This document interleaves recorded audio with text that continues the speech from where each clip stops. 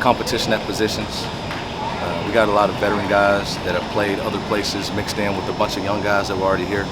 So just continue to harp on how we finish, how we play, how we practice, and how we step in the building mentally. That's really been the focus for us so far. Are you a big, that canvas clean slate type deal where you got all these new guys? It's sort of fun to maybe start throwing the paint against the door to see what you can create.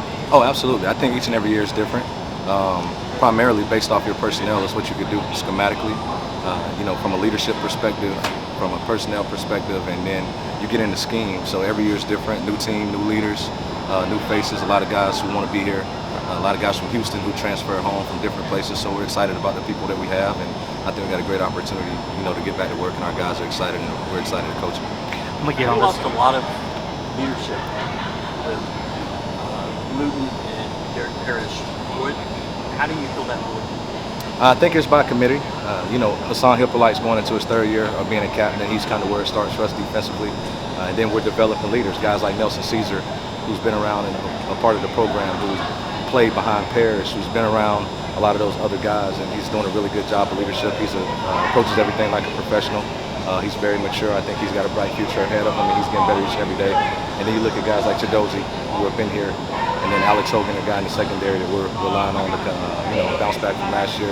Didn't finish the season from injuries, but he's doing a really good job, and he's starting to provide a lot of leadership in the secondary. So we're doing it by committee right now, and I think as coaches, with all the new guys that we have to set a standard that we want to achieve each and every day, and then let the players follow from there. But those guys are really doing a good job. And we talk about PLT a lot, player-led team, and the better leadership you have, the better chance that you have to be successful. So we talk about that often. Doug, at Media Day, Nelson was one that was there. He told us that he's looking at this year as sort of time to put it really out there. I mean, he's had good moments, but like a complete, full season. When you hear a guy like that say that, I mean, you've been complimentary of him. Yeah, very. But what do you think? I'm just really proud of who he is as a person, first of all. He's a great young man, takes everything seriously. Everything is really important to him. He's a great teammate. But as far as football goes, Derek Parrish was in that role last year. DeAnthony Jones has been in that role. David Anini was in that role, and they all shined when they got their opportunity. Even Peyton Turner and Logan Hall. So he's had a lot of great examples in front of him. I think that he's going to be one of the best players that we have on our team, and he'll continue to get better every day because of the way that he approaches the game. You kind of figured out between him and David, maybe some of the things that you're going to be able to do, whether having them both out there at the same time or rotating, what that D-line on the edge can look like. Yeah, I think we got a lot of good bodies. Starting with Nelson Caesar, David's coming in from OU. He has length, he has a lot of athleticism to play on the edge. Brandon Mack came in from Ole Miss, very similar body type, and then on the other side, a couple young guys who we developed that didn't play much last year, redshirted, with Zai Strong and the Dame Tucker, who also have a lot of talent, and we're getting Garfield, coming off of the knee injury back, who hasn't played for us yet, but he's a very talented young man who hope that we continue to develop him as well. I wanted to ask you a little bit about the nickel position. That's something that's probably y'all are working through. Can you kind of share a little bit about who's working out there? Yeah, I mean, it's a kind of by committee. We have 3 or 4 guys there that we're all kind of in competition.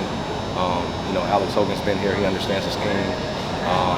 Malik Fleming's here, BK Friend. The list goes on. We're working about 5 guys there, so no really solidified person at that spot. We just want to be by committee and create competition. Trying to breed some of that within the room. We had a lot of good players there in the past. Obviously Marcus and Pepe, Chase Rogers just kind of held it down at that position, so that's kind of wide open as well. So we're just trying to figure out where the best pieces are, to play in the secondary. But we do have some young guys and some depth at that position that we're trying to develop. Does that play a little bit off of how the other positions play out? Is that, how? Yeah, who's left after the start to determine the other spots going? Yeah, I think it's all kind of by committee. Whether it's nickel, whether it's corner, and some of those guys even working at safety that are able to play in the slot. So it depends on by scheme and what we want to do. But we want to challenge those guys to get our best 5 on the field in the secondary, regardless of what position that you play. And that's kind of how we've been, and we've kind of trained everybody at 2 positions, the entire time that I've been here. Obviously by, health plays a part into that, as well as overall talent and skill set that we need to play that position, because we ask a lot, primarily at the nickel. You got to be able to play man coverage, you got to be able to play zone, you got to be able to tackle. So those 3 things are a tough combination at times, depending on who we're playing and match up. So we'll throw a lot of bodies in there and see what sticks. Doug, coming out of the spring, Dana had mentioned sort of he was impressed with the the initiative Shadozi had taken, sort of, turning into maybe a guy that people look at as a leader. Have you noticed anything from him, whether it's in spring or here, that this is a guy that finally, he's got the on-field talent, but just sort of the other intangible stuff? Yeah, he's a lot like Nelson. The difference in him is that he has been going into his 4th year being a starter. He's been able to help us in a lot of different ways. He's a dominant force at the point of attack, one of the best that I've ever been around. A great young man who's matured tremendously. I think he has, tremendous respect in the locker room. One, because how he approaches football and how he plays every day, and two, being a veteran presence in the locker room and having a bunch of new D linemen. And, that's where it kind of starts for us up front. That's our philosophy, and he's kind of the ringleader in that room. And when he speaks, people listen. I think he's going to have a great year. He's durable, he's strong, he's physical. Couldn't ask much more from him. With so many new guys, how did your summer change? What's different for you? Yeah, I think it all kind of starts in recruiting. You're trying to piece together a bunch of different things. The transfer portal era has really changed a lot of things and how we have approached it, but we have certain body types, obviously, that we talked about, what we have in Nelson and David and Brandon Mack and Dame Tucker, who are all similar body types. And, in the secondary, just trying to get the best players. And then we figured it out there as coaches of what we could do schematically, and a lot of ways will be different each and every year. And as you'll see the evolution of a lot of those guys that have been here that we just talked about, that we expect a lot of, and I think that they'll provide a lot of different value to our team based off what we could do.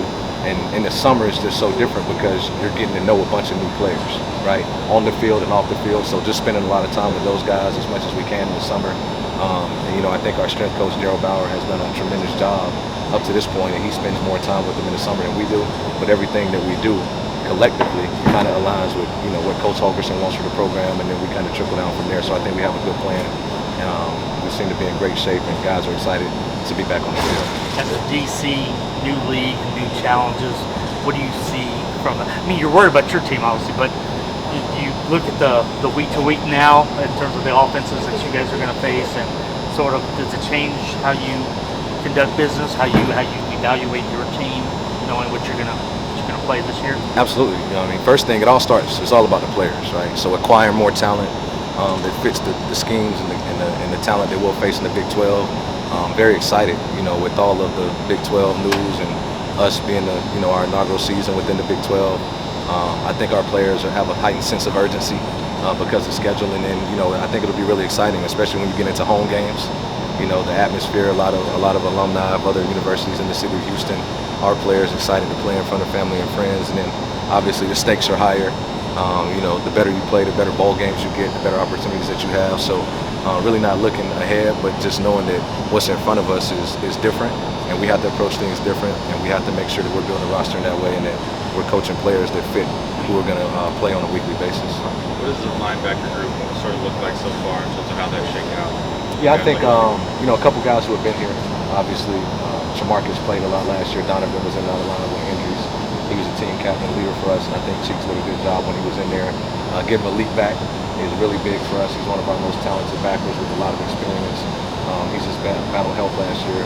Went out in the first half of the Texas Tech game and didn't play anymore. He was our starter, so having him back provides tremendous value. He's kind of a throwback player that plays with the edge, very physical, can do a lot of different things well.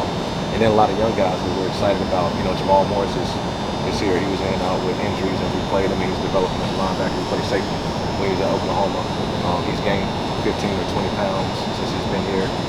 Has the stature, has the athletic ability, just has to get in there and do it.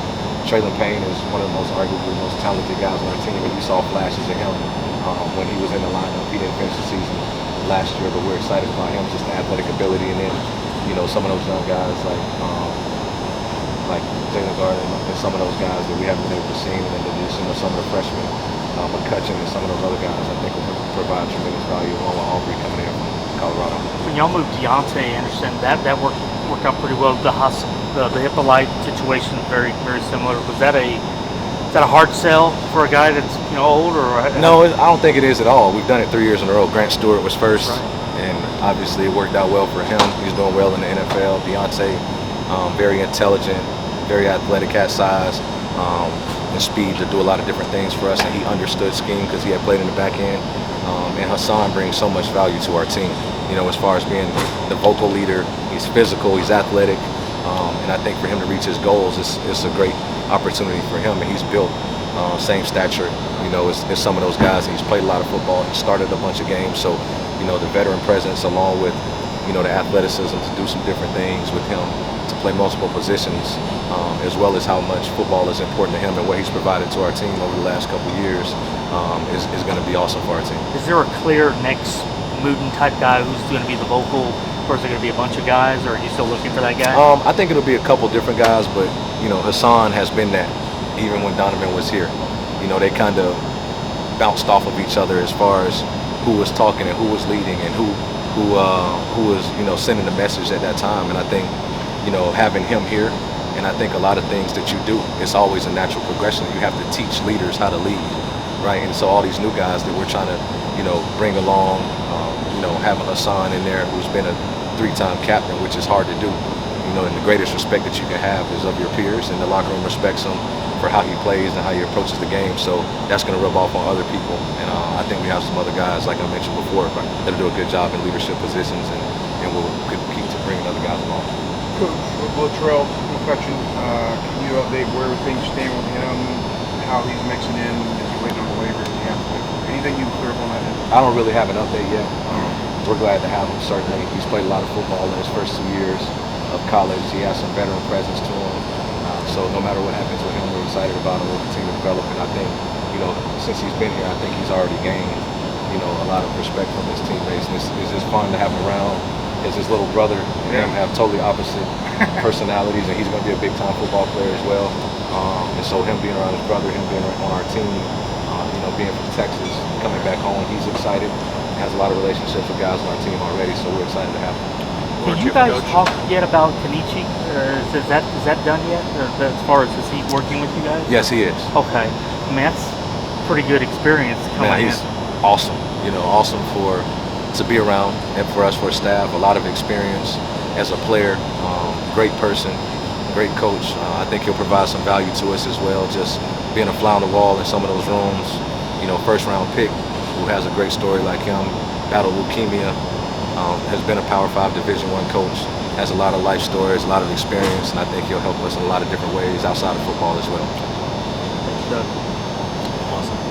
Thanks, Coach. All right, thanks, Coach. Guys.